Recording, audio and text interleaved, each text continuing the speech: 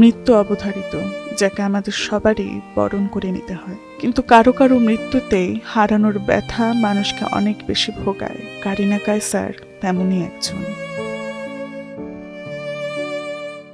বন্ধু-বান্ধবের চেষ্টা, পরিবারের কষ্ট, দুই ভাইয়ের স্বেচ্ছায় লিভার ডোনেট করার পরিকল্পনা, টাকা জোগাড় করতে বাবার জমি বিক্রি এবং মানুষের কাছে সাহায্য চাওয়া, এত কিছুর পরেও মাত্র 31 বছর বয়সে সবাইকে কাঁদিয়ে চলে গেলেন কারিনা কায়সার।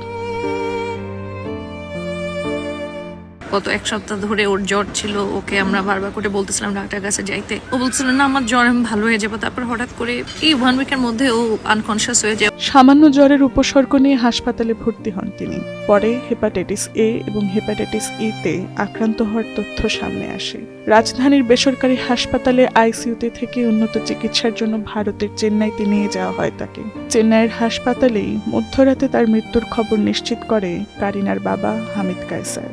জানা যায়, ফুসফুসে অ্যান্টিবায়োটিক দেওয়ার সময় কারিনার রক্তচাপ আশঙ্কাজনকভাবে কমে যায়।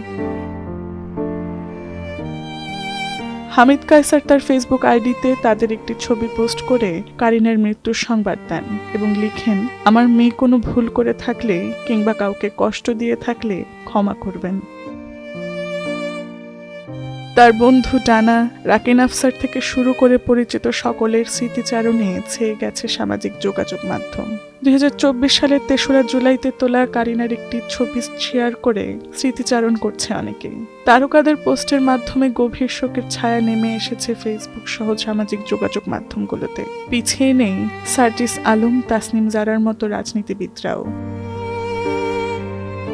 কারিনা কায়সার কোনো এমপি বা মিনিস্টার নন, দেশের কোনো গুরুত্বপূর্ণ দায়িত্বেও ছিলেন না তিনি। নিজে হাসতে এবং সবাইকে হাসাতে ভালোবাসতেন।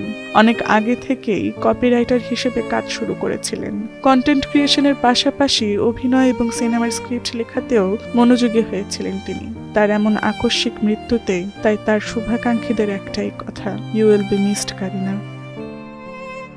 Tasnuva Sanjida, Times today.